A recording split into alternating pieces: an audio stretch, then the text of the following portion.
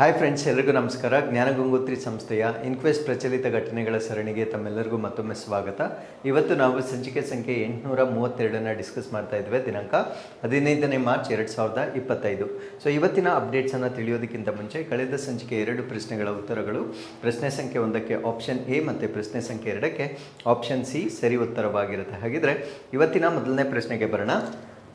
ಇತ್ತೀಚೆಗೆ ಪೈಪ್ ಕುಡಿಯುವ ನೀರು ಸರಬರಾಜು ನಿರ್ವಹಣಾ ವ್ಯವಸ್ಥೆಗಾಗಿ BIS ಪ್ರಾಮಾಣೀಕರಣವನ್ನು ಪಡೆದ ಭಾರತ ದೇಶದ ಮೊದಲ ಜಲಮಂಡಳಿ ಯಾವುದು?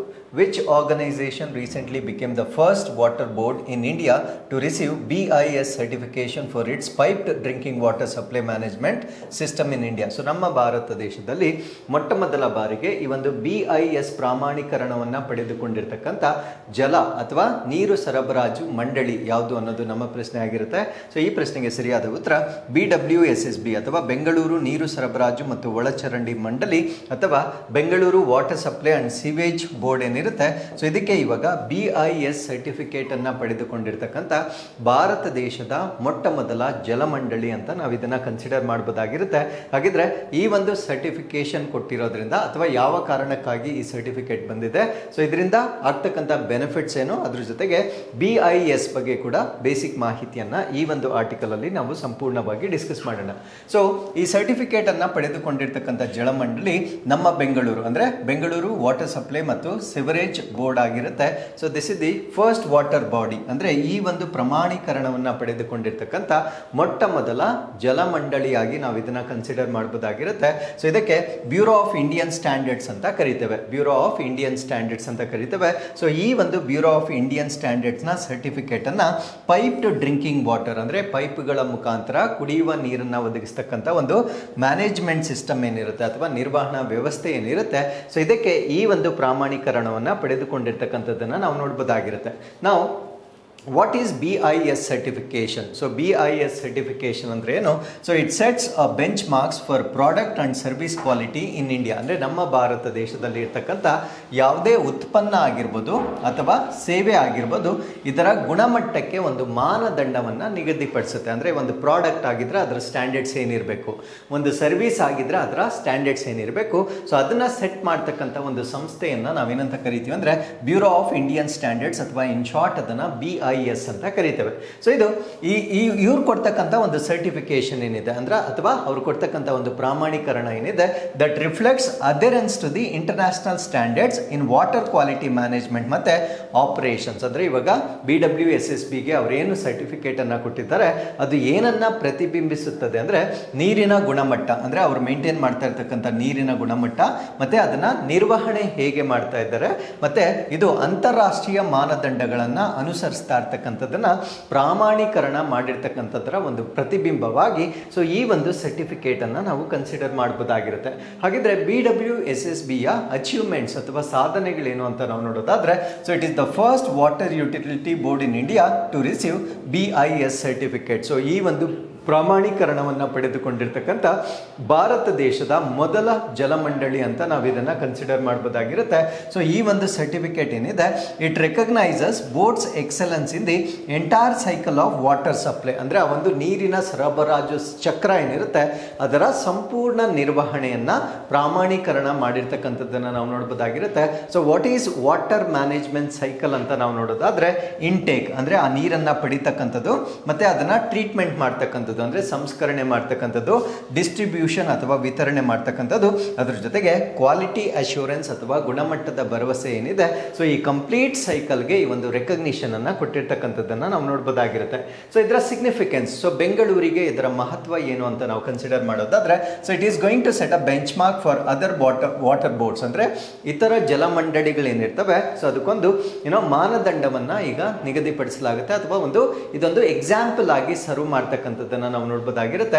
ಸೊ ಇದರಿಂದ the residents receive cleaner and safer drinking water. So ಅಲ್ಲಿರ್ತಕ್ಕಂಥ ನಿವಾಸಿಗಳು ಶುದ್ಧವಾದ ಮತ್ತು ಸುರಕ್ಷಿತವಾಗಿರ್ತಕ್ಕಂಥ ನೀರನ್ನ ಪಡಿತಕ್ಕಂಥದ್ದನ್ನ ನಾವಿಲ್ಲಿ ನೋಡಬಹುದಾಗಿರುತ್ತೆ. ಈಗ ನಾವು BIS ಅಥವಾ ಬ್ಯೂರೋ ಆಫ್ ಇಂಡಿಯನ್ ಸ್ಟ್ಯಾಂಡರ್ಡ್ಸ್ ಅಥವಾ ಭಾರತೀಯ ಮಾನದಂಡಗಳ ಬ್ಯೂರೋ ಬಗ್ಗೆ ಬೇಸಿಕ್ ಮಾಹಿತಿಯನ್ನ ಡಿಸ್ಕಸ್ ಮಾಡೋಣ. ಇದು BIS ಏನಿದೆ, ಸೊ ಇದು ನ್ಯಾಷನಲ್ ಸ್ಟ್ಯಾಂಡರ್ಡ್ ಬಾಡಿ ಆಗಿರುತ್ತೆ. ಅಂದರೆ ನಮ್ಮ ರಾಷ್ಟ್ರ ಮಟ್ಟದಲ್ಲಿರ್ತಕ್ಕಂಥ ಒಂದು ಮಾನದಂಡಗಳ ಸಂಸ್ಥೆಯಾಗಿ ನಾವು ಇದನ್ನು ಕನ್ಸಿಡರ್ ಮಾಡ್ಬೋದಾಗಿರುತ್ತೆ.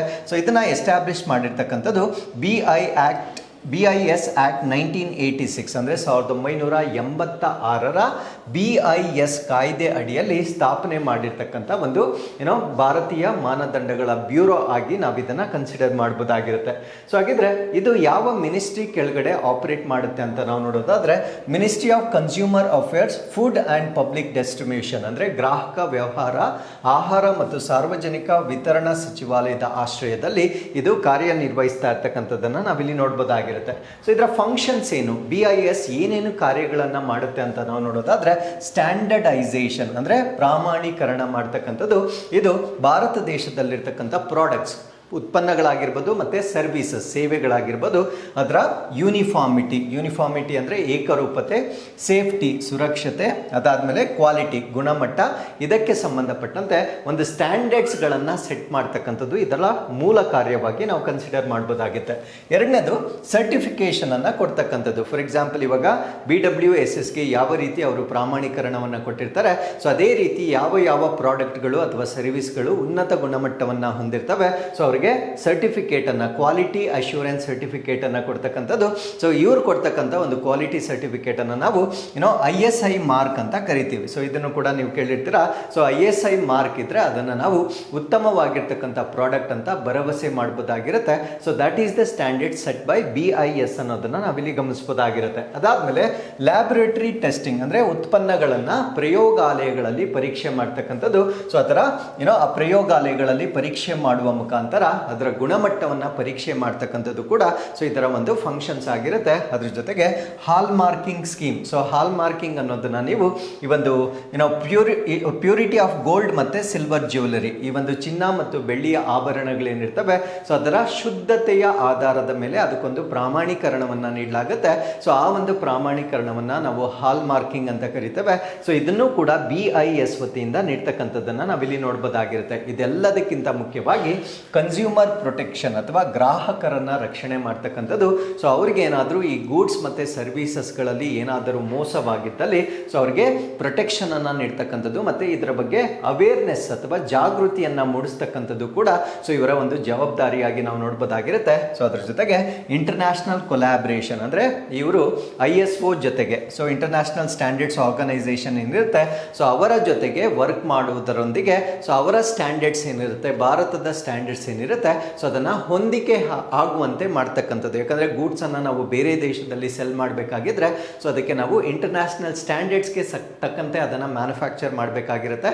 ಸೊ ನಮ್ಮ ಭಾರತ ದೇಶದ ಮಾನದಂಡಗಳನ್ನು ಮತ್ತು ಅಂತಾರಾಷ್ಟ್ರೀಯ ಮಾನದಂಡಗಳನ್ನು ಅಲೈನ್ ಆಗುವ ರೀತಿಯಲ್ಲಿ ಮಾಡ್ತಕ್ಕಂಥದ್ದು ಕೂಡ ಸೊ BIS ಅಲ್ಲಿ ಬರ್ತಕ್ಕಂಥ ಒಂದು ಫಂಕ್ಷನ್ ಆಗಿ ನಾವು ಕನ್ಸಿಡರ್ ಮಾಡ್ಬೋದಾಗಿರುತ್ತೆ. So with this let's get in to question number 2. ಅತ್ಯಂತ ಆಳದಲ್ಲಿರುವ ಖನಿಜಗಳಲ್ಲಿ ಯಾವ ಗುಂಪಿನ ಖನಿಜಗಳು ಸೇರಿವೆ? So which group of minerals is included among the deep seated minerals? Deep seated ಅಂದರೆ ಸೊ ಭೂಮಿಯ ಕ್ರಸ್ಟ್ ಅಥವಾ ತೊಗಟೆಯಂತ ಅತ್ಯಂತ ಆಳದಲ್ಲಿರ್ತಕ್ಕಂಥ ಖನಿಜಗಳನ್ನು ಈಗ ಭಾರತ ರಾಷ್ಟ್ರ ಎಕ್ಸ್ಪ್ಲೋರ್ ಮಾಡ್ತಕ್ಕಂಥ ಒಂದು ಆಕ್ಷನ್, ಹರಾಜು ಪ್ರಕ್ರಿಯೆಯನ್ನು ಸ್ಟಾರ್ಟ್ ಮಾಡಿರುತ್ತೆ. ಹಾಗಿದ್ರೆ ಡೀಪ್ ಸೀಟೆಡ್ ಅಥವಾ ಈ ಒಂದು ಡೀಪ್ ಸೀಟೆಡ್ ಮಿನರಲ್ಸ್ ಅದರ ಅರ್ಥ ಏನು ಅನ್ನೋದು ನಮ್ಮ ಪ್ರಶ್ನೆ ಆಗಿರುತ್ತೆ. ಸೊ ಅದರ ಅರ್ಥ ಪ್ಲಾಟಿನಂ ಗುಂಪಿಗೆ ಸೇರಿರ್ತಕ್ಕಂಥ ಖನಿಜಗಳು, ವಜ್ರಗಳು ಮತ್ತು ಅಪರೂಪದ ಭೂಮಿಯ ಅಂಶಗಳು ಅಂದರೆ ಪ್ಲಾಟಿನಂ ಗ್ರೂಪ್ ಮಿನರಲ್ಸ್ ಆಗಿರ್ಬೋದು, ಡೈಮಂಡ್ಸ್ ಮತ್ತು ರೇರ್ ಅರ್ತ್ ಎಲಿಮೆಂಟ್ಸ್ ಅಂತ ನಾವೇನು ಹೇಳ್ತೇವೆ. ಸೊ ಇವೆಲ್ಲ ಕೂಡ ಭೂಮಿಯ ಅತ್ಯಂತ ಆಳದಲ್ಲಿರ್ತಕ್ಕಂಥ ಸಂಪನ್ಮೂಲಗಳಾಗಿರ್ತವೆ. ಸೊ ಇದು ಈಗ ಸುದ್ದಿಯಲ್ಲಿರಲಿಕ್ಕೆ ಕಾರಣ ಏನು ಅಂದರೆ India's first exploration for deep seated minerals launch ಅಂದರೆ ನಮ್ಮ ಭಾರತ ದೇಶದಲ್ಲಿ ಈಗ ಮೊಟ್ಟ ಮೊದಲ ಬಾರಿಗೆ ಅತ್ಯಂತ ಆಳದಲ್ಲಿರ್ತಕ್ಕಂಥ ಖನಿಜಗಳನ್ನು ಉತ್ಖನನ ಅಥವಾ ಎಕ್ಸ್ಪ್ಲೋರೇಷನ್ ಮಾಡ್ತಕ್ಕಂಥ ಪ್ರಾಜೆಕ್ಟನ್ನು ಲಾಂಚ್ ಮಾಡಿರುವ ಕಾರಣದಿಂದ ಇದು ಸುದ್ದಿಯಲ್ಲಿರ್ತಕ್ಕಂಥ ವಿಷಯವಾಗಿರುತ್ತೆ. ಸೊ ಈ ಒಂದು ಕಾರಣಕ್ಕಾಗಿ ನಮ್ಮ ಭಾರತ ಸರ್ಕಾರ ಫಸ್ಟ್ ಎವರ್ ಆಕ್ಷನ್ ಅನ್ನು ಸ್ಟಾರ್ಟ್ ಮಾಡಿರುತ್ತೆ. ಆಕ್ಷನ್ ಅಂದರೆ ಆ ಹರಾಜು ಪ್ರಕ್ರಿಯೆ ಏನಿರುತ್ತೆ, ಆ ಒಂದು ಮೈನಿಂಗ್ ಅಥವಾ ಗಣಿಗಾರಿಕೆಯನ್ನು ಮಾಡಬೇಕಾಗಿದ್ರೆ ಸೊ ಯಾವುದಾದ್ರೂ ಒಂದು ಕಂಪನಿಗೆ ಪರವಾನಗಿಯನ್ನು ನೀಡಲಾಗುತ್ತೆ. ಸೊ ಆ ಒಂದು ಪ್ರೋಸೆಸ್ ಆಫ್ ಆಕ್ಷನ್ ಅನ್ನು ಸೊ ಈಗ ಲಾಂಚ್ ಮಾಡಿರ್ತಕ್ಕಂಥದ್ದನ್ನು ನಾವಿಲ್ಲಿ ನೋಡ್ಬೋದಾಗಿರುತ್ತೆ. ಹಾಗಿದ್ರೆ ಸೊ ಡೀಪ್ ಸೀಟೆಡ್ ಮಿನರಲ್ಸ್ ಅಂದರೆ ಏನು? ಪ್ರಶ್ನೆಯಲ್ಲಿ ನಾನು ಸ್ವಲ್ಪ ಬ್ರೀಫ್ ಆಗಿ ಹೇಳಿದ್ದೆ. ಸೊ ಇವಾಗ ಅತ್ಯಂತ ಆಳದಲ್ಲಿರ್ತಕ್ಕಂಥ ಖನಿಜಗಳನ್ನು ನಾವು ಸಂಪೂರ್ಣವಾಗಿ ಅರ್ಥ ಮಾಡ್ಕೊಳ್ಳೋದಾದ್ರೆ ಸೊ ಇದನ್ನು ಹೈ ವ್ಯಾಲ್ಯೂ ಮಿನರಲ್ಸ್ ಅಂತ ಕರಿತೇವೆ. ಅಂದರೆ ಹೆಚ್ಚಿನ ಮೌಲ್ಯವನ್ನು ಹೊಂದಿರತಕ್ಕಂಥ ಮಿನರಲ್ಸ್ ಆಗಿರ್ತವೆ. ಸೊ ಅದರಲ್ಲಿ gold, silver, copper, zinc, lead, nickel, cobalt, platinum, even diamonds ಮತ್ತು ರೇರ್ ಅರ್ತ್ ಎಲಿಮೆಂಟ್ಸ್ ಏನಿರ್ತವೆ, ಸೊ ಇವೆಲ್ಲವೂ ಕೂಡ ಇದರಲ್ಲಿ ಇರ್ತಕ್ಕಂಥದ್ದನ್ನು ನಾವು ನೋಡ್ಬೋದಾಗಿರುತ್ತೆ. ಬಟ್ ಇದನ್ನು ಎಕ್ಸ್ಪ್ಲೋರ್ ಮಾಡ್ತಕ್ಕಂಥದ್ದು ಕಷ್ಟ, ವೆರಿ ಡಿಫಿಕಲ್ಟ್. ಕಾರಣ ಏನು ಅಂದರೆ ಇದು ಭೂಮಿಯ ಸ್ವಲ್ಪ ಆಳದಲ್ಲಿರೋದಿಲ್ಲ, ಅತ್ಯಂತ ಆಳದಲ್ಲಿ ಅಥವಾ ಡೀಪೆಸ್ಟ್ ಇರುವ ಕಾರಣದಿಂದ ಸೊ ಇದನ್ನು ಎಕ್ಸ್ಪ್ಲೋರ್ ಮಾಡ್ತಕ್ಕಂಥದ್ದು ಅಷ್ಟು ಸುಲಭವಾಗಿರೋದಿಲ್ಲ. ಸೊ ಅದರಿಂದ ಇವುಗಳನ್ನು ನಾವು ಅತ್ಯಂತ ಆಳದಲ್ಲಿರ್ತಕ್ಕಂಥ ಖನಿಜಗಳು ಅಂತ ಕರೀತೇವೆ. So what is the objective of the auction? So ಈ ಒಂದು ಹರಾಜು ಪ್ರಕ್ರಿಯೆ ಏನಿದೆ, ಸೊ ಯಾವ ಕಾರಣಕ್ಕಾಗಿ ಮಾಡಿದ್ದಾರೆ ಅಂತ ನಾವು ನೋಡೋದಾದ್ರೆ, to promote systematic and scientific exploration, ಅಂದ್ರೆ ಈ ಒಂದು ಆಳದಲ್ಲಿರ್ತಕ್ಕಂಥ ಖನಿಜಗಳನ್ನು ವ್ಯವಸ್ಥಿತವಾಗಿ ಮತ್ತು ವೈಜ್ಞಾನಿಕವಾಗಿ ಪರಿಶೋಧನೆ ಮಾಡ್ತಕ್ಕಂಥದ್ದು ಒಂದು ಉದ್ದೇಶವಾಗಿರುತ್ತೆ. ಅದ್ರ ಜೊತೆಗೆ ಟು ರೆಡ್ಯೂಸ್ ಇಂಪೋರ್ಟ್ ಡಿಪೆಂಡೆನ್ಸಿ, ಅಂದ್ರೆ ಪ್ರಸ್ತುತವಾಗಿ ನಾವು ಬೇರೆ ದೇಶಗಳ ಮೇಲೆ ಏನು ಅವಲಂಬನೆಯನ್ನ ಮಾಡ್ಕೊಂಡಿದ್ದೇವೆ ಆ ಒಂದು ಅವಲಂಬನೆಯನ್ನ ಕಡಿಮೆ ಮಾಡ್ತಕ್ಕಂಥ ಉದ್ದೇಶದಿಂದ ಸೊ ಈ ಒಂದು ಹರಾಜು ಪ್ರಕ್ರಿಯೆಯನ್ನ ಪ್ರಾರಂಭ ಮಾಡಿರ್ತಕ್ಕಂಥದ್ದನ್ನ ನಾವು ನೋಡ್ಬೋದಾಗಿರುತ್ತೆ.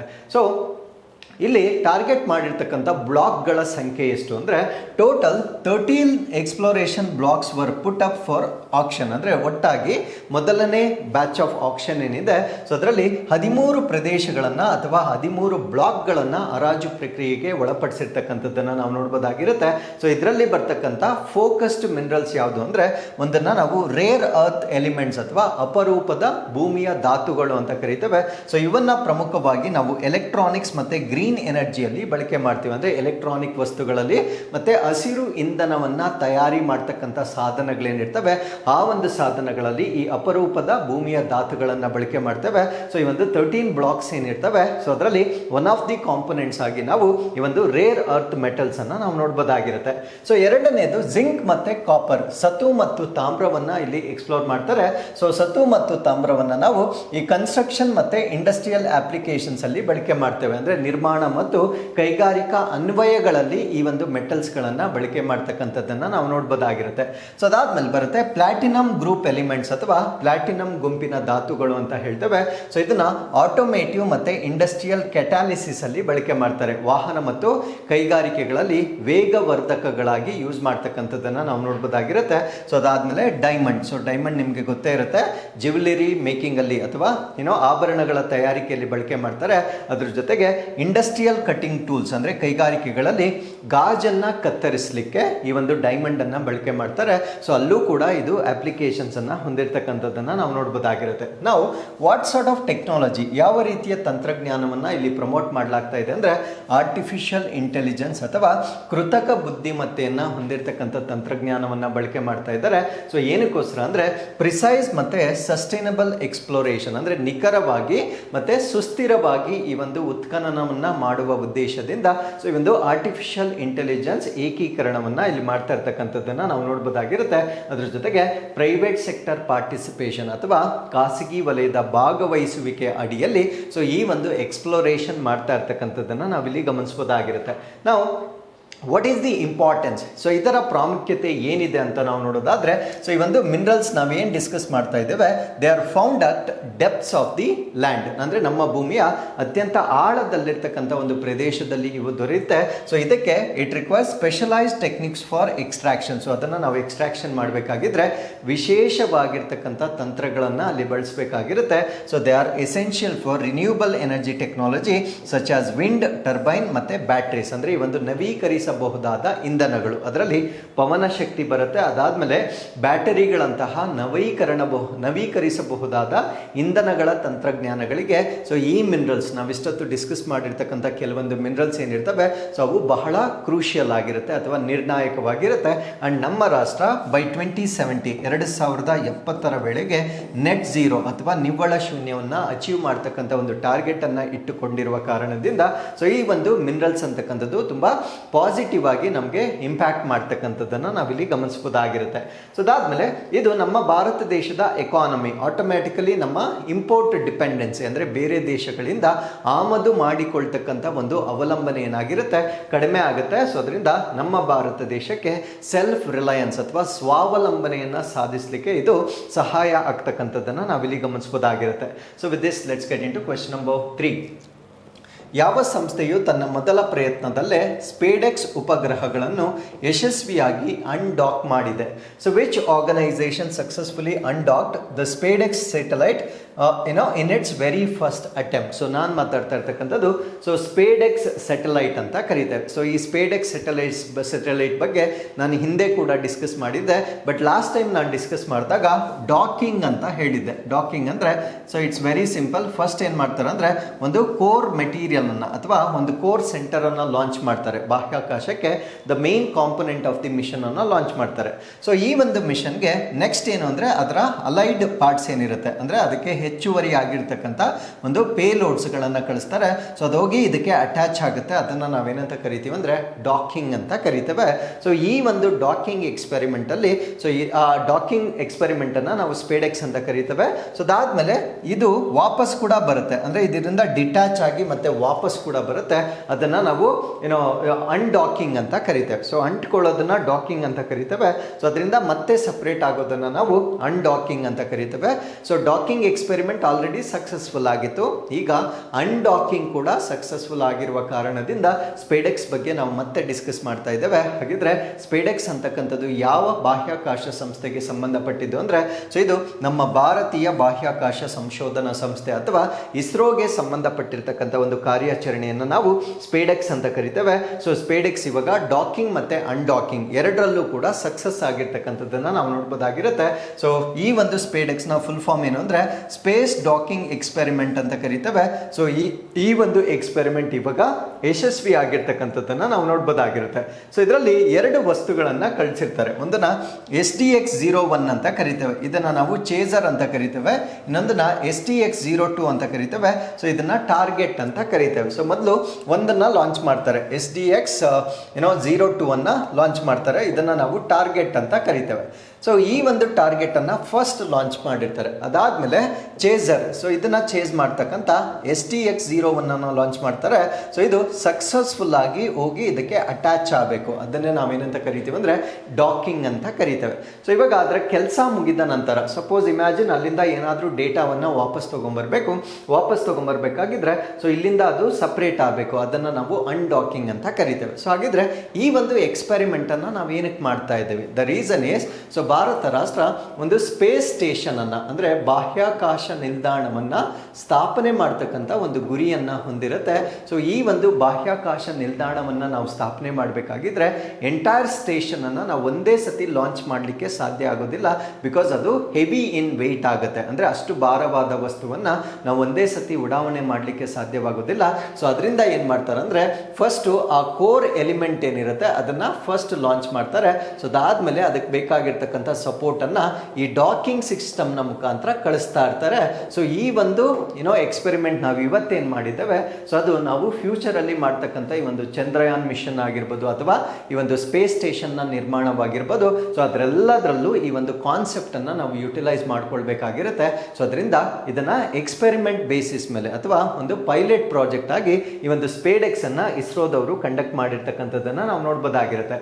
ಸೊ ಈ ಒಂದು ಸ್ಪೇಡೆಕ್ಸ್ನ ವತಿಯಿಂದ ಏನಕ್ಕೆ ಮಾಡಿರ್ತಾರೆ ಅಂದರೆ ಡಾಕಿಂಗ್ ಮತ್ತು ಅನ್ಡಾಕಿಂಗ್ ಅನ್ನು ಪರೀಕ್ಷೆ ಮಾಡ್ತಕ್ಕಂಥದ್ದು. ಸೊ ಏನಕ್ಕೆ ಇದನ್ನು ನಾವು ಮಾಡ್ತಾ ಇದ್ದೀವಿ ಅಂದರೆ ಬಿಕಾಸ್ ನಮ್ಮಲ್ಲಿ ಸಾಕಷ್ಟು ಒಂದು ಫ್ಯೂಚರ್ ಪ್ರಾಜೆಕ್ಟ್ಸ್ ಇರುತ್ತೆ. ಅದಕ್ಕೋಸ್ಕರ ಇದು ನಮಗೆ ಫ್ಯೂಚರಲ್ಲಿ ಬಳಕೆಗೆ ಬರ್ತಕ್ಕಂಥ ಒಂದು ಸಿಸ್ಟಮ್ ಆಗಿರುತ್ತೆ. ಹಾಗಿದ್ರೆ ಈ ಸ್ಯಾಟಲೈಟ್ ಏನಿದೆ ಅಂದರೆ ಸ್ಪೇಡೆಕ್ಸ್ ಏನಿರುತ್ತೆ ಸೊ ಇದನ್ನು ಲಾಂಚ್ ಮಾಡಿರ್ತಕ್ಕಂಥದ್ದು December 30, 2024 PSLV C-60 ರಾಕೆಟ್ನ ಮುಖಾಂತರ ಲಾಂಚ್ ಮಾಡಿರ್ತಾರೆ. ಸೊ ಆನ್ January 16, 2025 ಸಕ್ಸಸ್ಫುಲಿ ಅದನ್ನು ನಾವು ಡಾಕ್ ಮಾಡಿರ್ತಕ್ಕಂಥದ್ದನ್ನು ನಾವು ನೋಡ್ಬೋದಾಗಿರುತ್ತೆ. ಹಾಗಿದ್ರೆ ಈ ಒಂದು ಡಾಕಿಂಗ್ ಸಿಸ್ಟಮ್ ಅಲ್ಲಿ ಸಕ್ಸಸ್ ಆಗಿರ್ತಕ್ಕಂಥ ರಾಷ್ಟ್ರಗಳ ಪಟ್ಟಿಯಲ್ಲಿ ನಮ್ಮ ಭಾರತ ರಾಷ್ಟ್ರ 4th ಕಂಟ್ರಿ ಆಗಿರುತ್ತೆ. ಅಂದರೆ ಈ ಒಂದು ಡಾಕಿಂಗ್ ವ್ಯವಸ್ಥೆಯಲ್ಲಿ ಯಶಸ್ವಿ ಕಂಡಿರ್ತಕ್ಕಂಥ ರಾಷ್ಟ್ರಗಳಲ್ಲಿ ನಮ್ಮ ಭಾರತ ರಾಷ್ಟ್ರ ಜಗತ್ತಿನಲ್ಲಿಯೇ 4ನೇ ರಾಷ್ಟ್ರವಾಗಿರುತ್ತೆ. ಅದರ ಅರ್ಥ ಏನು ಅಂದರೆ ಇದುವರೆಗೂ ಕೇವಲ 4 ರಾಷ್ಟ್ರಗಳು ಈ ಒಂದು ಸಾಧನೆಯನ್ನ ಮಾಡ್ತಕ್ಕಂಥ ರಾಷ್ಟ್ರಗಳಾಗಿರ್ತವೆ. ಸೊ ನಮಗಿಂತ ಮುಂಚೆ ಮಾಡಿರ್ತಕ್ಕಂಥ ರಾಷ್ಟ್ರಗಳು US, ರಷ್ಯಾ ಮತ್ತು ಚೈನಾ. ಸೊ ಈ ಒಂದು ಡಾಕಿಂಗ್ ಸಿಸ್ಟಮ್ ಅನ್ನ ಸಕ್ಸಸ್ಫುಲ್ ಆಗಿ ಮಾಡಿರ್ತಕ್ಕಂಥ ರಾಷ್ಟ್ರಗಳಾಗಿರ್ತವೆ. ಸೊ ಅನ್ಡಾಕಿಂಗ್ ಆಗಿರ್ತಕ್ಕಂಥ ಆಗಿರ್ತಕ್ಕಂಥದ್ದು. ಸೊ 13ನೇ ಮಾರ್ಚ್ 2025ರಲ್ಲಿ ಅನ್ಡಾಕಿಂಗ್ ಆಗಿರ್ತಕ್ಕಂಥದ್ದನ್ನು ನಾವು ನೋಡ್ಬೋದಾಗಿರುತ್ತೆ. ಸೊ ಯಾವ ಆರ್ಬಿಟಲ್ಲಿ ಅನ್ಡಾಕಿಂಗ್ ಆಗಿರುತ್ತೆ ಅಂದರೆ 460 kilometre circular orbit with 45 degree inclination, ಅಂದರೆ 45 ಡಿಗ್ರಿ ಬಾಗುವಿಕೆಯಲ್ಲಿ ಅದು 460 ಕಿಲೋಮೀಟರ್ ವೃತ್ತಾಕಾರದ ಕಕ್ಷೆಯಲ್ಲಿ ಅದು ಅನ್ಡಾಕಿಂಗ್ ಆಗಿರ್ತಕ್ಕಂಥದ್ದನ್ನು ನಾವಿಲ್ಲಿ ಗಮನಿಸಬಹುದಾಗಿರುತ್ತೆ. So with this let's get in to question number 4.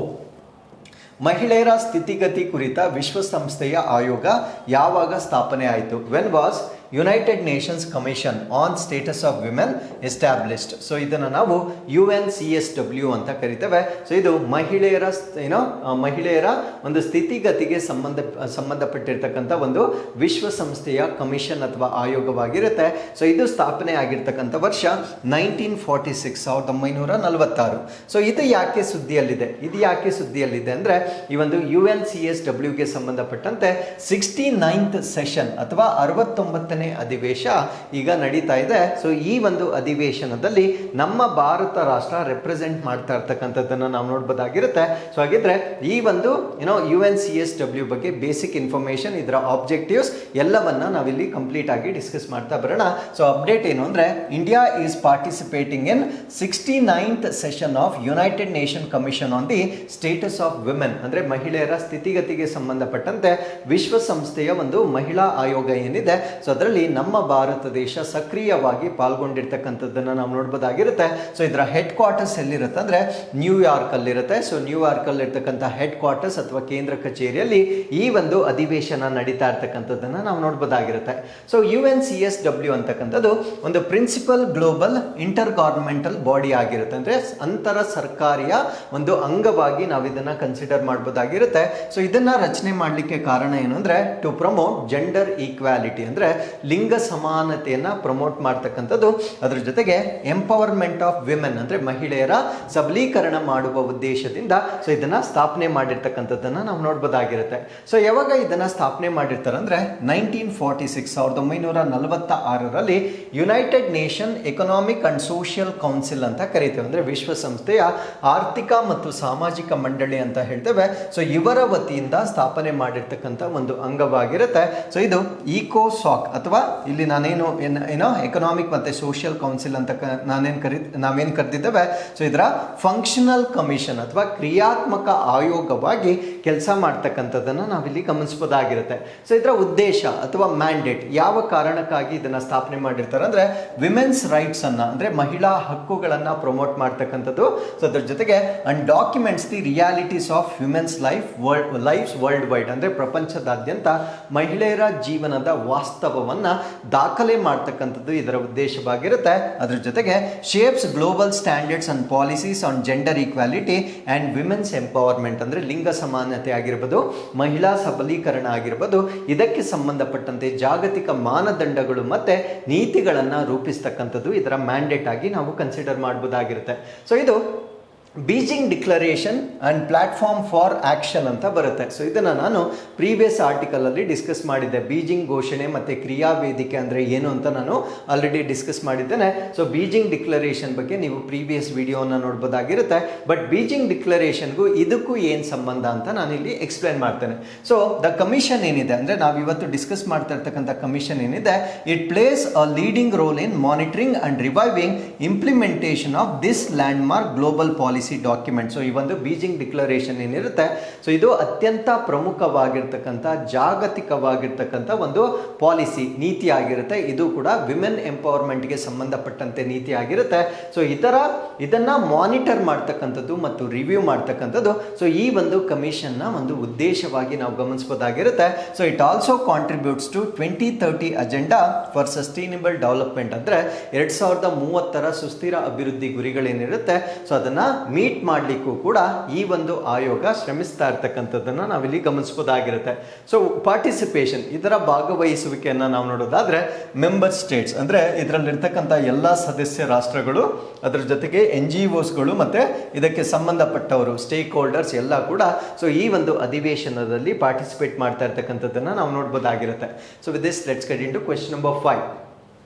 Mission Amrit ಸರೋವರ್ನ ಪ್ರಾಥಮಿಕ ಉದ್ದೇಶವೇನು? What is the primary objective of mission Amrit Sarovar? So ಈ ಪ್ರಶ್ನೆಗೆ ಸರಿಯಾದ ಉತ್ತರ, ಪ್ರತಿ ಜಿಲ್ಲೆಯಲ್ಲಿ 75 ಕೊಳಗಳನ್ನು ನಿರ್ಮಿಸಿ ಅದನ್ನು ಪುನರುಜ್ಜೀವನಗೊಳಿಸ್ತಕ್ಕಂಥದ್ದು. Construct or rejuvenate 75 ponds per district. ಅಂದರೆ ಪ್ರತಿ ಜಿಲ್ಲೆಯಲ್ಲಿ 75 ಪಾಂಡ್ಗಳನ್ನು ನಿರ್ಮಾಣ ಮಾಡೋದು ಅಥವಾ ಆಲ್ರೆಡಿ ಇದ್ದರೆ ಅದನ್ನು ಪುನರುಜ್ಜೀವನ ಮಾಡ್ತಕ್ಕಂಥ ಉದ್ದೇಶದಿಂದ ನಮ್ಮ ಕೇಂದ್ರ ಸರ್ಕಾರ ಅಥವಾ ಸೆಂಟ್ರಲ್ ಗೌರ್ಮೆಂಟ್ ಲಾಂಚ್ ಮಾಡಿರ್ತಕ್ಕಂಥ ಸ್ಕೀಮನ್ನು ನಾವು ಮಿಷನ್ ಅಮೃತ್ ಸರೋವರ್ ಅಂತ ಕರಿತೇವೆ. ಸೊ ಇದು ಮತ್ತೆ ಯಾಕೆ ಸುದ್ದಿಯಲ್ಲಿದೆ? ಇದೇನು ಹೊಸ ಸ್ಕೀಮ್ ಇಲ್ಲ, ಇದು ಹಳೇದಾಗಿರ್ತಕ್ಕಂಥ ಒಂದು ಯೋಜನೆ ಆಗಿರುತ್ತೆ. ಸೊ ಇದು ಮತ್ತೆ ಯಾಕೆ ಸುದ್ದಿಯಲ್ಲಿದೆ ಅಂದರೆ, ಇಂಡಿಯನ್ ರೈಲ್ವೇಸ್ ಈ ಒಂದು ಮಿಷನ್ ಅಲ್ಲಿ ಪಾರ್ಟಿಸಿಪೇಟ್ ಮಾಡ್ತಾ ಇದೆ. ನಮ್ಮ ಭಾರತ ದೇಶದ ರೈಲ್ವೆ ಸೊ ಈ ಒಂದು ಮಿಷನ್ ಅಮೃತ್ ಸರೋವರ್ ಏನಿದೆ ಸೊ ಇದರಲ್ಲಿ ಭಾಗವಹಿಸುತ್ತಿರುವ ಕಾರಣದಿಂದ ಇದು ಮತ್ತೆ ಸುದ್ದಿಯಲ್ಲಿರ್ತಕ್ಕಂಥ ಒಂದು ವಿಷಯವಾಗಿರುತ್ತೆ. ಸೊ ಇದರ ಬಗ್ಗೆ ಅಂದರೆ ಇಂಡಿಯನ್ ರೈಲ್ವೇಸ್ ಇದರಲ್ಲಿ ಹೇಗೆ ಪಾರ್ಟಿಸಿಪೇಟ್ ಮಾಡ್ತಾ ಇದೆ ಅನ್ನೋದನ್ನ ಈ ಒಂದು ಆರ್ಟಿಕಲ್ ಅಲ್ಲಿ ನಾವು ಡಿಸ್ಕಸ್ ಮಾಡೋಣ. So Indian railway has joined mission Amrit Sarovar. So ಭಾರತೀಯ ರೈಲ್ವೆ ಈ ಒಂದು ಮಿಷನ್ ಅಮೃತ್ ಸರೋವರವನ್ನ ಸೇರಿರ್ತಕ್ಕಂಥದ್ದನ್ನು ನಾವು ನೋಡಬಹುದಾಗಿರುತ್ತೆ.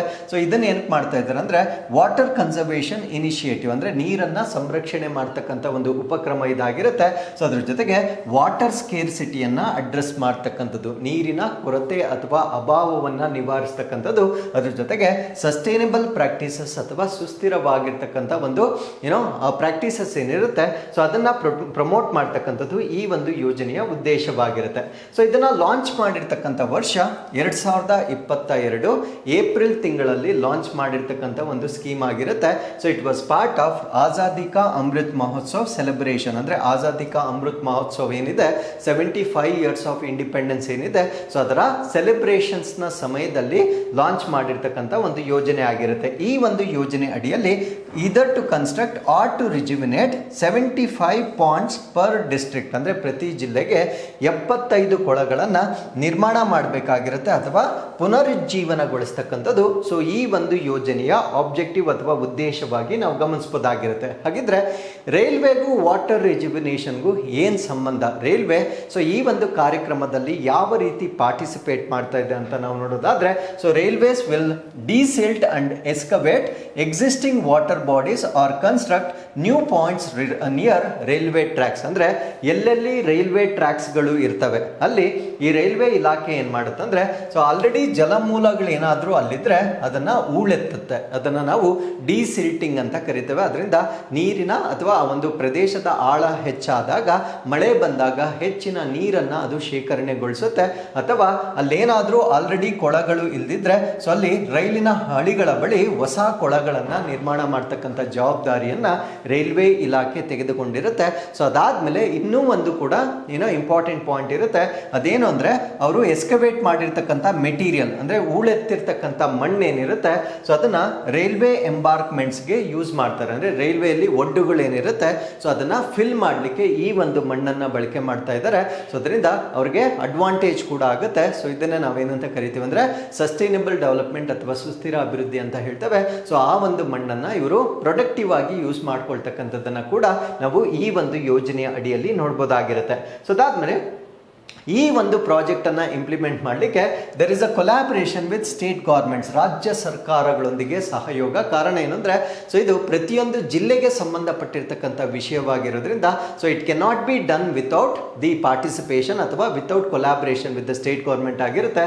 So they work closely with district authorities to identify suitable sites for water body creation. ಅಂದ್ರೆ ಅವ್ರು ಏನ್ ಮಾಡ್ತಾರೆ ಅಂದ್ರೆ, ಸೂಕ್ತವಾದ ಸ್ಥಳಗಳನ್ನ ಗುರುತಿಸಲಿಕ್ಕೆ, ಯಾವ ಪ್ರದೇಶದಲ್ಲಿ ಕೊಳಗಳನ್ನ ಮಾಡಬಹುದು ಅನ್ನೋದನ್ನ ಗುರುತಿಸಲಿಕ್ಕೆ ಸೊ ಜಿಲ್ಲಾ ಅಧಿಕಾರಿಗಳೊಂದಿಗೆ ನಿಕಟವಾಗಿ ಈ ಒಂದು ರೈಲ್ವೆ ಇಲಾಖೆ ಕೆಲಸ ಮಾಡ್ತಕ್ಕಂಥದ್ದನ್ನ ನಾವು ನೋಡಬಹುದಾಗಿರುತ್ತೆ. ಸೊ ಅದ್ರ ಜೊತೆಗೆ there is a coordination with the ministry of rural development. So ಈ ಒಂದು ಗ್ರಾಮೀಣ ಅಭಿವೃದ್ಧಿ ಸಚಿವಾಲಯದ ಸಮನ್ವಯದೊಂದಿಗೆ ಈ ಒಂದು ಪ್ರಾಜೆಕ್ಟ್ ಅನ್ನ ಇಂಪ್ಲಿಮೆಂಟ್ ಮಾಡ್ತಾ ಇರ್ತಕ್ಕಂಥದ್ದನ್ನ ನಾವು ನೋಡಬಹುದಾಗಿರುತ್ತೆ. ಇದರ ಜೊತೆಗೆ ಕಮ್ಯುನಿಟಿ ಪಾರ್ಟಿಸಿಪೇಷನ್ ಅಂತ ಕರಿತೇವೆ. ಸೊ ಇದನ್ನ ನಾವು ಜನಭಾಗಿದಾರಿ ಅಂತ ಕರಿತೇವೆ. ಸೊ ಈ ಒಂದು ಪ್ರಾಜೆಕ್ಟ್ ನಲ್ಲಿ ಅಲ್ಲಿರ್ತಕ್ಕಂಥ ಸ್ಥಳೀಯ ಸಮುದಾಯ ಸಮುದಾಯ ಅಥವಾ ಲೋಕಲ್ ಕಮ್ಯುನಿಟಿ ಏನಿರುತ್ತೆ ಸೊ ಅವರನ್ನೂ ಕೂಡ ಈ ಒಂದು ಪ್ರಾಜೆಕ್ಟ್ನಲ್ಲಿ ಇನ್ವಾಲ್ವ್ ಮಾಡ್ಕೊಳ್ಳಲಾಗುತ್ತೆ. ಸೊ ಅದನ್ನು ನಾವೇನಂತ ಕರಿತೀವಿ ಅಂದರೆ ಜನಭಾಗಿದಾರಿ ಅಂತ ಕರಿತೇವೆ. ಸೊ ಈ ಒಂದು ಪ್ರಾಜೆಕ್ಟಲ್ಲಿ ನಾವು ಕಮ್ಯುನಿಟಿ ಪಾರ್ಟಿಸಿಪೇಷನ್ ಅನ್ನು ಕೂಡ ನಾವು ನೋಡ್ಬೋದಾಗಿರುತ್ತೆ. Next, what is the impact, ಇದರಿಂದ ಆಗ್ತಕ್ಕಂಥ ಪರಿಣಾಮವೇನು ಮತ್ತು ಇದರ ಗೋಲ್ಸ್ ಅಥವಾ ಗುರಿಗಳೇನು ಅಂತ ನಾವು ನೋಡೋದಾದ್ರೆ, it strengthens ground water level and restores ecological balance. Obviously ನೀರಿನ ಮಟ್ಟ ಜಾಸ್ತಿ ಆದಾಗ ಅಂತರ್ಜಲದ ಮಟ್ಟ ಹೆಚ್ಚಾಗುತ್ತೆ, ಅದ್ರ ಜೊತೆಗೆ ಪರಿಸರದ ಸಮತೋಲನ ಹೆಚ್ಚಾಗ್ತಕ್ಕಂಥದ್ದನ್ನು ನಾವು ನೋಡ್ಬೋದಾಗಿರುತ್ತೆ. ಸೊ ಅದ್ರ ಜೊತೆಗೆ ಕ್ಲೈಮೇಟ್ ರೆಸಿಲಿಯನ್ಸ್ ಮತ್ತೆ ಲಾಂಗ್ ಟರ್ಮ್ ವಾಟರ್ ಅವೈಲಬಿಲಿಟಿ ಅಂದರೆ ದೀರ್ಘಕಾಲಿಕವಾಗಿ ನೀರಿನ ಲಭ್ಯತೆಯನ್ನು ಹೆಚ್ಚು ಮಾಡ್ತಕ್ಕಂಥದ್ದು. ಸೊ ಈ ಒಂದು ಇನಿಷಿಯೇಟಿವ್ನ ಗುರಿಯಾಗಿ ನಾವಿಲ್ಲಿ ಕನ್ಸಿಡರ್ ಮಾಡಬಹುದಾಗಿರುತ್ತೆ. So with this let's get into question number 6. ತೈಲ ಕ್ಷೇತ್ರಗಳ ನಿಯಂತ್ರಣ ಮತ್ತು ಅಭಿವೃದ್ಧಿ ತಿದ್ದುಪಡಿ ಮಸೂದೆ 2024ರಲ್ಲಿ ಯಾವ ಪ್ರಮುಖ ಸುಧಾರಣೆಯನ್ನು ಪರಿಚಯಿಸಲಾಗಿದೆ? So which major reform is introduced by the oil field regulation and development amendment bill 2024. So ಒಂದು ಆಕ್ಟ್ ಅದನ್ನ ಇವಾಗ ತಿದ್ದುಪಡಿ ಮಾಡ್ತಾ ಇದ್ದಾರೆ. ಆ ಒಂದು ತಿದ್ದುಪಡಿಯನ್ನು ನಾವೇನಂತ ಕರಿತೀವಿ ಅಂದರೆ ತೈಲ ಕ್ಷೇತ್ರಗಳ ತಿದ್ದುಪಡಿ ಮಸೂದೆ 2024 ಅಂತ ಕರಿತೇವೆ. ಸೊ ಇದನ್ನ ಯಾವ ಕಾರಣಕ್ಕಾಗಿ ತಿದ್ದುಪಡಿ ಮಾಡಲಾಗ್ತಾ ಇದೆ ಅನ್ನೋದು ನಮ್ಮ ಪ್ರಶ್ನೆ ಆಗಿರುತ್ತೆ. ಸೊ ಈ ಪ್ರಶ್ನೆಗೆ ಸರಿಯಾದ ಉತ್ತರ ಉತ್ಪಾದನಾ ಹಂಚಿಕೆಯಿಂದ ಆದಾಯ ಹಂಚಿಕೆ ಮಾದರಿಯಾಗಿ ಇದನ್ನ ಕನ್ವರ್ಟ್ ಮಾಡ್ತಕ್ಕಂಥದ್ದು. ಅಂದರೆ shift from production sharing to the revenue sharing model ಇದಕ್ಕೆ ಸರಿಯಾದ ಉತ್ತರವಾಗಿರುತ್ತೆ. ಸೊ ಪ್ರೊಡಕ್ಷನ್ ಶೇರಿಂಗು ರೆವಿನ್ಯೂ ಶೇರಿಂಗು ಇರ್ತಕ್ಕಂಥ ವ್ಯತ್ಯಾಸ ಏನು? ಸೊ ಅದನ್ನ ಈ ಆರ್ಟಿಕಲ್ ಅಲ್ಲಿ ನಾನು ಎಕ್ಸ್ಪ್ಲೇನ್ ಮಾಡ್ತೇನೆ. ಸೊ ಅಪ್ಡೇಟ್ ಏನು ಅಂದರೆ Lok Sabha passes oil fields amendment bill 2024. So ಲೋಕಸಭೆಯಲ್ಲಿ ಈ ಒಂದು ತೈಲ ಕ್ಷೇತ್ರಗಳ ತಿದ್ದುಪಡಿ ಮಸೂದೆ 2024 ಲೋಕಸಭೆಯಲ್ಲಿ ಅಂಗೀಕಾರ ಮಾಡಿರ್ತಕ್ಕಂಥ ನಾವು ನೋಡಬಹುದಾಗಿರುತ್ತೆ. ಸೊ ಇದು it is one of the significant reforms ಆಗಿರುತ್ತೆ. ಅಂದ್ರೆ ಒಂದು ಪ್ರಮುಖವಾಗಿರ್ತಕ್ಕಂಥ ತಿದ್ದುಪಡಿಯಾಗಿ ನಾವು ಗಮನಿಸಬಹುದಾಗಿರುತ್ತೆ. ಇದು ಮೇಜರ್ಲಿ ಆಯಿಲ್ ಮತ್ತು ಗ್ಯಾಸ್ ಸೆಕ್ಟರ್ಗೆ ಸಂಬಂಧಪಟ್ಟಿದ್ದು, ತೈಲ ಮತ್ತು ಅನಿಲ ಕ್ಷೇತ್ರಕ್ಕೆ ಸಂಬಂಧಪಟ್ಟಿರ್ತಕ್ಕಂಥ ಒಂದು ಪ್ರಮುಖವಾಗಿರ್ತಕ್ಕಂಥ ಅಥವಾ ಮಹತ್ವವಾಗಿರ್ತಕ್ಕಂಥ ಸುಧಾರಣೆ ಅಂತ ನಾವು ಇದನ್ನ ಕನ್ಸಿಡರ್ ಮಾಡಬಹುದಾಗಿರುತ್ತೆ. So what is the objective, ಇದರ ಉದ್ದೇಶ ಏನು ಅಂತ ನಾವು ನೋಡೋದಾದ್ರೆ, to attract investments in exploration and production. ಅಂದ್ರೆ ಈ ಒಂದು ಎಕ್ಸ್ಪ್ಲೋರೇಷನ್ ಅಂದ್ರೆ ಈ ತೈಲಗಳನ್ನ ಕೊರಿತಕ್ಕಂಥದ್ದನ್ನ ಎಕ್ಸ್ಪ್ಲೋರ್ ಮಾಡ್ತಕ್ಕಂಥದ್ದು ಮತ್ತೆ ಉತ್ಪಾದನೆ ಮಾಡ್ತಕ್ಕಂಥದ್ದು. ಸೊ ಇದರಲ್ಲಿ ಹೂಡಿಕೆಯನ್ನ ಹೆಚ್ಚು ಮಾಡ್ತಕ್ಕಂಥದ್ದು ಇದರ ಉದ್ದೇಶವಾಗಿರುತ್ತೆ. ಅದ್ರ ಜೊತೆಗೆ to modernise the regulatory framework ensuring energy availability, accessibility, affordability and security. ಅಂದ್ರೆ ಈ ಒಂದು ಶಕ್ತಿ ಅಂದ್ರೆ ಇಂಧನದ ಲಭ್ಯತೆ, ಅದರ ಪ್ರವೇಶ ಅಂದ್ರೆ ಅಕ್ಸೆಸಿಬಿಲಿಟಿ, ಎಲ್ಲರಿಗೂ ಸಿಗಬೇಕು. ಅದ್ರ ಜೊತೆಗೆ ಅದು ಕೈಗೆಟಕುವ ದರದಲ್ಲಿ ಸಿಗಬೇಕು ಮತ್ತೆ ಸುರಕ್ಷತೆಯನ್ನ ಖಾತ್ರಿಪಡಿಸುವ ಮೂಲಕ ಈ ನಿಯಂತ್ರಣ ಚೌಕಟ್ಟೇನಿರುತ್ತೆ ಅದನ್ನ ಆಧುನಿಕೀಕರಣಗೊಳಿಸ್ತಕ್ಕಂಥದ್ದು. ಸೊ ಇದರ ಉದ್ದೇಶವಾಗಿ ನಾವು ನೋಡಬಹುದಾಗಿರುತ್ತೆ.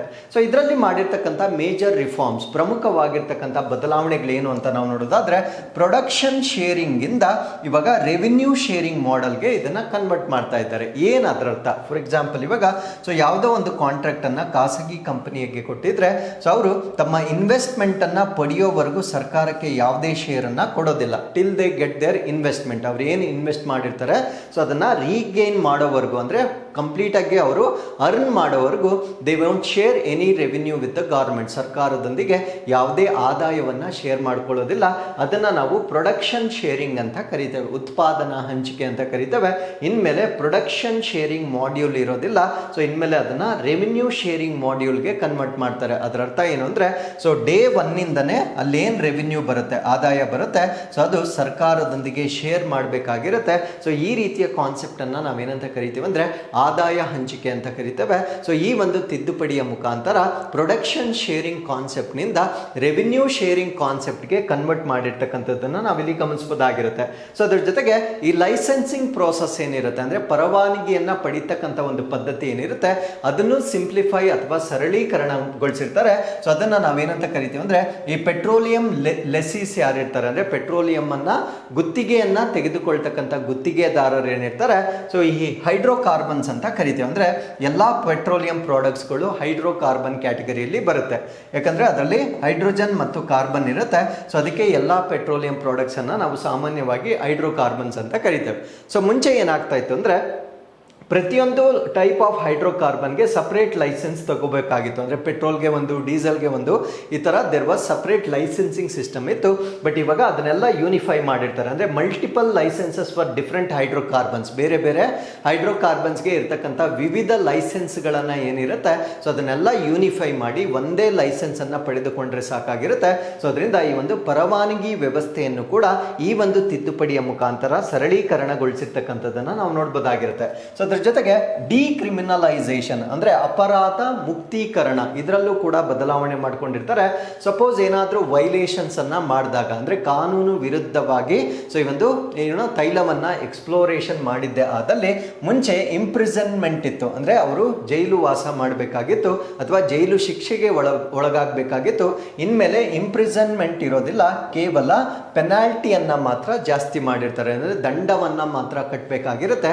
ಸೊ ಅವ್ರಿಗೆ ಯಾವುದೇ ಜೈಲು ಶಿಕ್ಷೆ ಇರೋದಿಲ್ಲ. ಸೊ ಇದು ಕೂಡ ಈ ಒಂದು ತಿದ್ದುಪಡಿಯಲ್ಲಿ ಆಗಿರ್ತಕ್ಕಂಥ ಒಂದು ಬದಲಾವಣೆ ಆಗಿರುತ್ತೆ. ಸೊ ಅದ್ರ ಜೊತೆಗೆ ಡಿಸ್ಪ್ಯೂಟ್ ರೆಸಲ್ಯೂಷನ್, ಸಪೋಸ್ ಏನಾದರೂ ವಿವಾದಗಳಿದ್ದರೆ ಸೊ ಅದನ್ನ ಆ ಒಂದು ಡಿಸ್ಪ್ಯೂಟ್ಸ್ ಅನ್ನ ಸಾಲ್ವ್ ಮಾಡಲಿಕ್ಕೆ ಆಲ್ಟರ್ನೇಟಿವ್ ಡಿಸ್ಪ್ಯೂಟ್ ರೆಸಲ್ಯೂಷನ್ ಮೆಕ್ಯಾನಿಸಮ್ ಅನ್ನ ಸ್ಟಾರ್ಟ್ ಮಾಡಿರ್ತಾರೆ. ಅಂದರೆ ಪರಿಣಾಮಕಾರಿಯಾಗಿರ್ತಕ್ಕಂಥ ಒಂದು ಪರ್ಯಾಯ ವಿವಾದ ಪರಿಹಾರ ಕಾರ್ಯವಿಧಾನವನ್ನು ಸ್ಥಾಪನೆ ಮಾಡಿರ್ತಾರೆ. ಸೊ ಇದರಿಂದ ಯಾವುದೇ ಡಿಸ್ಪ್ಯೂಟ್ಸ್ ಆದರೂ ಕೂಡ ತ್ವರಿತವಾಗಿ ಅದನ್ನು ಬಗೆಹರಿಸ್ತಕ್ಕಂಥ ಪ್ರಯತ್ನಗಳನ್ನು ಸೊ ಈ ಒಂದು ತಿದ್ದುಪಡಿಯ ಮುಖಾಂತರ ಮಾಡ್ತಕ್ಕಂಥದ್ದನ್ನು ನಾವು ನೋಡ್ಬೋದಾಗಿರುತ್ತೆ. ಸೊ ಇದೆಲ್ಲದರ ಜೊತೆಗೆ ಟೆಕ್ನಾಲಜಿಕಲ್ ಅಡ್ವಾನ್ಸ್ಮೆಂಟ್ಸ್, ಅಂದರೆ ತಾಂತ್ರಿಕ ಪ್ರಗತಿ. ಸೊ ಇಲ್ಲಿ they are going to utilise modern technologies. Carbon capture ಆಗಿರ್ಬೋದು, ಅಂದರೆ ಆ ತೈಲವನ್ನು ಎಕ್ಸ್ಪ್ಲೋರ್ ಮಾಡುವಾಗ ಬಿಡುಗಡೆ ಆಗ್ತಕ್ಕಂಥ ಗ್ರೀನ್ ಹೌಸ್ ಗ್ಯಾಸ್ ಆಗಿರ್ತಕ್ಕಂಥ ಇಂಗಾಲವನ್ನು ಸೆರೆದಿಡಿಯತಕ್ಕಂಥದ್ದು, ಯುಟಿಲೈಸೇಷನ್ ಅದನ್ನು ಬಳಕೆ ಮಾಡ್ತಕ್ಕಂಥದ್ದು, ಸ್ಟೋರೇಜ್ ಮಾಡ್ತಕ್ಕಂಥದ್ದು, ಮತ್ತು ಗ್ರೀನ್ ಹೈಡ್ರೋಜನ್ ಅಥವಾ ಹಸಿರು ಜಲಜನಕ ಅಂತ ನಾವೇನು ಹೇಳ್ತೇವೆ. ಸೊ ಇದರೆಲ್ಲದರಲ್ಲೂ ಒಂದು ಆಧುನಿಕ ತಂತ್ರಜ್ಞಾನಗಳನ್ನು ಈ ಒಂದು ಈ ಎಕ್ಸ್ಪ್ಲೋರೇಷನ್ ಅಲ್ಲಿ ಅಳವಡಿಸ್ಕೊಳ್ತಕ್ಕಂಥದ್ದನ್ನು ಸೊ ನಾವಿಲ್ಲಿ ಗಮನಿಸ್ಬೋದಾಗಿರುತ್ತೆ. ಸೊ ಇದಕ್ಕೆಲ್ಲದಕ್ಕೂ ಈ ತಿದ್ದುಪಡಿಯಿಂದ ಪ್ರೋತ್ಸಾಹ ಸಿಗ್ತಕ್ಕಂಥದ್ದನ್ನು ನಾವು ನೋಡ್ಬೋದಾಗಿರುತ್ತೆ. ಸೊ ಗ್ಲೋಬಲ್ ಕೊಲಾಬ್ರೇಷನ್, ಜಾಗತಿಕ ಸಹಯೋಗ ಕೂಡ ಹೆಚ್ಚಾಗುತ್ತೆ. So it facilitates partnership with Indian companies, ಅಂದರೆ ಭಾರತ ದೇಶದ ಕಂಪನಿಗಳು, for example ONGs, oil India.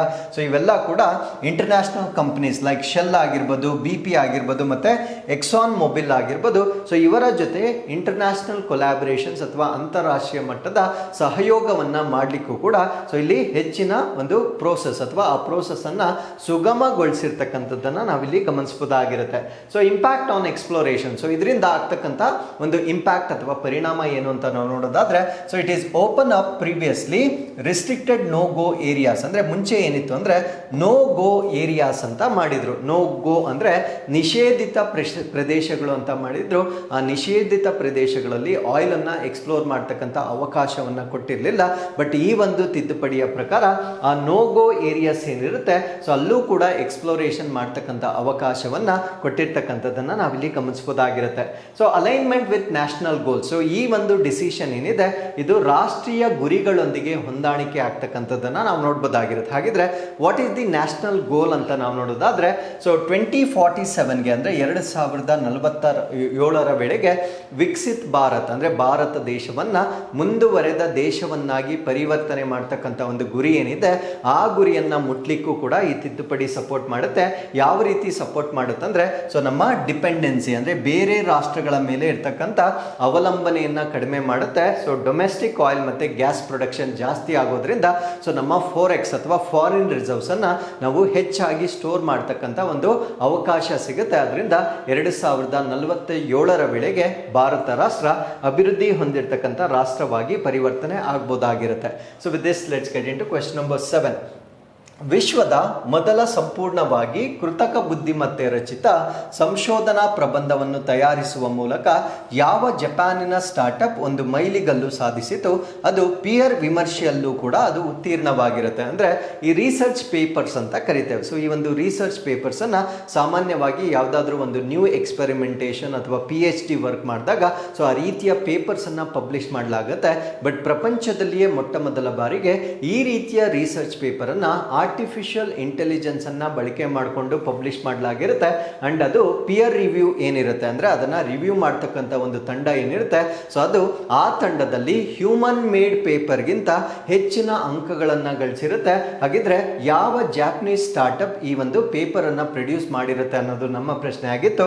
So ಈ ಪ್ರಶ್ನೆಗೆ ಸರಿಯಾದ ಉತ್ತರ ಆ ಸ್ಟಾರ್ಟಪ್ ಅನ್ನು ನಾವೇನಂತ ಕರಿತೀವಿ ಅಂದರೆ ಸಕಾನಾ ಅಂತ ಕರಿತೇವೆ. ಸೊ ಅಪ್ಡೇಟ್ ಏನು ಅಂದರೆ world's first AI generated paper by Japanese startup Sakana. So ಜಾಪನೀಸ್ನ ಒಂದು ಸ್ಟಾರ್ಟಪ್ ಸಕಾನಾ ವತಿಯಿಂದ ಸೊ ಪ್ರಪಂಚದ ಮೊಟ್ಟ ಮೊದಲ ಕೃತಕ ಬುದ್ಧಿಮತ್ತೆಯಿಂದ ರಚಿತವಾಗಿರ್ತಕ್ಕಂಥ ಪೇಪರನ್ನು ಪಬ್ಲಿಷ್ ಮಾಡಲಾಗಿರುತ್ತೆ.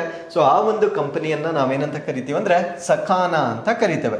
ಸೊ ಇವರು ಪಬ್ಲಿಷ್ ಮಾಡಿರ್ತಕ್ಕಂಥ ಈ ಒಂದು ಪೇಪರ್ ಏನಿದೆ, ಇವರು AI ಸಿಸ್ಟಮನ್ನು ಬಳಕೆ ಮಾಡಿಕೊಂಡು ಪಬ್ಲಿಷ್ ಮಾಡಿರ್ತಕ್ಕಂಥ ಒಂದು ಪೇಪರ್ ಆಗಿರುತ್ತೆ.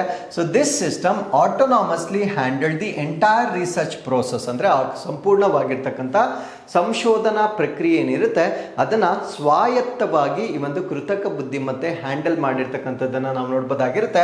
ಸೊ ಅದರ ಹೈಪಾಥಿಸಿಸ್ ಕ್ರಿಯೇಷನ್ ಆಗಿರ್ಬೋದು, ಅದರ ಎಕ್ಸ್ಪೆರಿಮೆಂಟಲ್ ಡಿಸೈನ್ ಅಂದರೆ ಆ ಒಂದು ಪ್ರಯೋಗವನ್ನು ಯಾವ ರೀತಿ ವಿನ್ಯಾಸಗೊಳಿಸಬೇಕು, ಡೇಟಾ ಅನಾಲಿಸಿಸ್ ಅಂದರೆ ದತ್ತಾಂಶಗಳನ್ನು ವಿಶ್ಲೇಷಣೆ ಮಾಡ್ತಕ್ಕಂಥದ್ದು, ಮತ್ತು ಮ್ಯಾನ್ಸ್ಕ್ರಿಪ್ಟ್ ರೈಟಿಂಗ್ ಅಂದರೆ ಹಸ್ತಪ್ರತಿಗಳ ಬರವಣಿಗೆ ಏನಿರುತ್ತೆ, ಸೊ ಇದೆಲ್ಲ ಸಂಪೂರ್ಣವಾಗಿ ಸ್ವಾಯತ್ತವಾಗಿ ಕೃತಕ ಬುದ್ಧಿಮತ್ತೆ ಹ್ಯಾಂಡಲ್ ಮಾಡಿರ್ತಕ್ಕಂಥದ್ದನ್ನು ನಾವು ನೋಡ್ಬೋದಾಗಿರುತ್ತೆ.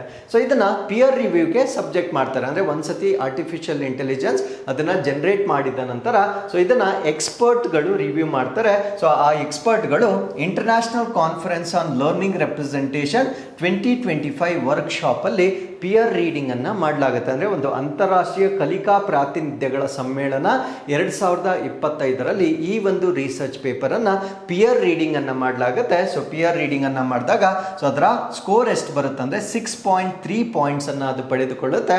ಸೊ ಈ ಒಂದು ಸ್ಕೋರ್ ಏನಿದೆ it is surpassing several human authored submissions, ಅಂದರೆ ನಾವು ಮನುಷ್ಯರು ಮಾಡಿರ್ತಕ್ಕಂಥ ಒಂದು ಪೇಪರ್ಸ್ ಏನಿರುತ್ತೆ ಸೊ ಅದಕ್ಕಿಂತ ಬಹುಪಾಲು ಹೆಚ್ಚು ಅಂಕಗಳನ್ನು ಗಳಿಸಿರ್ತಕ್ಕಂಥದ್ದನ್ನು ಸೊ ನಾವಿಲ್ಲಿ ಗಮನಿಸಬಹುದಾಗಿರುತ್ತೆ. ಸೊ ಇಲ್ಲಿಗೆ we have come to inquest challenge number 332. ಸೊ ಈಗ ನೀವು ಪ್ರಶ್ನೆಯನ್ನು ನೋಡ್ಕೋಬಹುದು, ವಿಡಿಯೋ ಪಾಸ್ ಮಾಡಿ ಪ್ರಶ್ನೆಯನ್ನು ನೋಡ್ಕೊಳ್ಳಿ. ಸೊ ಇದು ಪ್ರಶ್ನೆ ಸಂಖ್ಯೆ 1, ಇದು ಪ್ರಶ್ನೆ ಸಂಖ್ಯೆ 2 ಆಗಿರುತ್ತೆ. ಸೊ ಇಲ್ಲಿಗೆ ಇವತ್ತಿನ ಎಲ್ಲ ಅಪ್ಡೇಟ್ಸ್ಗಳು ಕಂಪ್ಲೀಟ್ ಆಗಿರುತ್ತೆ. ಮತ್ತೊಮ್ಮೆ ನಾಳಿನ ಅಪ್ಡೇಟ್ಸ್ಗಳೊಂದಿಗೆ ನಾನು ನಿಮ್ಮನ್ನು ಭೇಟಿ ಆಗ್ತೇನೆ. ಸೊ ಅಲ್ಲಿವರೆಗೂ keep reading, take care of yourselves, and thank you very much for watching this.